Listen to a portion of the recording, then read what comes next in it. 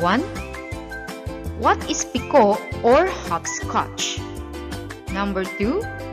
What are the mechanics or rules of the game? Next one. What is the aim of the game? And the fourth. What are the skills involved in the game? Have you tried playing PIKO, kids? If no, well, you must try at least once while you're still young. PIKO is a game that joins all children of the world together wherever they live. PIKO is unbelievably old. When ancient Rome cities were dug up, drawings of hopscotch lines were found on the stone floors. Everywhere, it is played for one aim: to win a place to call one's home. In the Philippines, the game is also known as Kip-Kip, PIKO ba, Laban ang Segking. PIKO is often a girl's game, but even boys enjoy it. PIKO or hopscotch is very popular in the Philippines. You can use chalk or charcoal to write the boxes on the ground. If it is on soil, you can use a stick to create the boxes.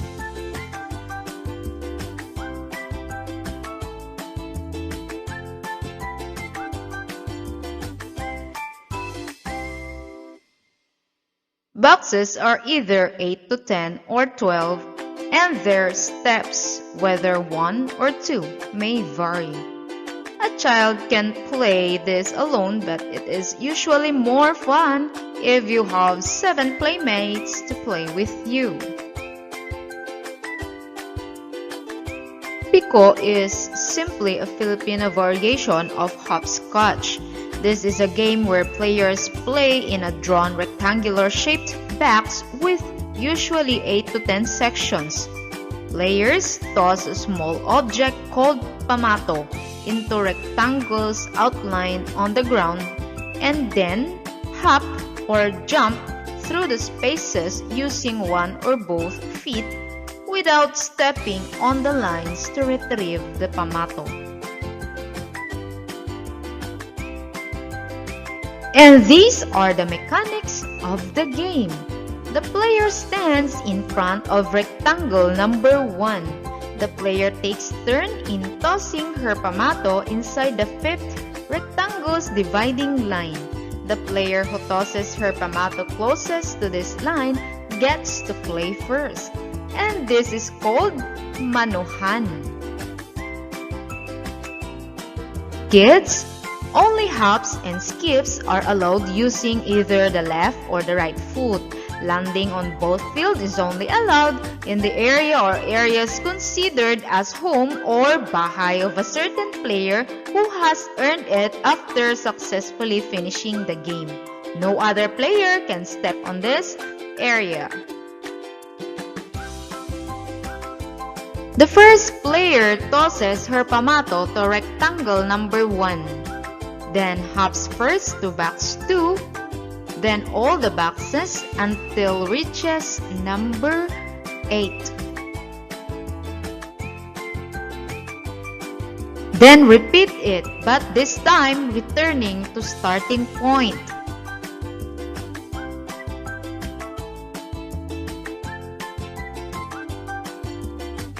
When the player reaches box 2, she picks her pamato and hops back to starting point. Neither the player nor the pamato must touch the line, otherwise the player loses her turn.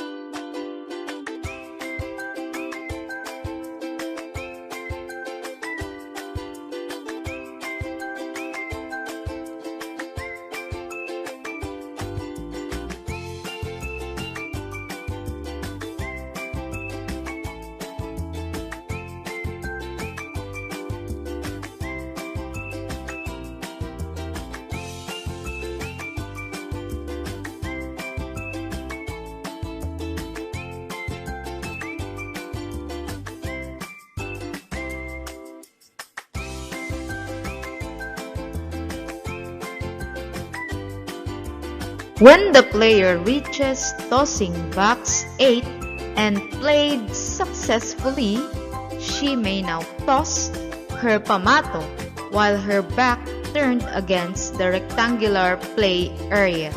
She tosses her pamato towards the direction of the play area. Where the pamato lands, that area becomes her home or bahay. The player with the most number of homes wins. Again, the player loses her turn if the pamato lands outside the box or touches the line. She uses the wrong foot or wrong feet. She steps on the border line. She hops on the wrong square and on someone's house.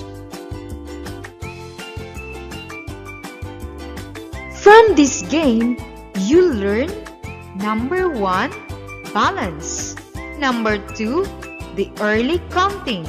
Number 3, patience as you wait for your turn.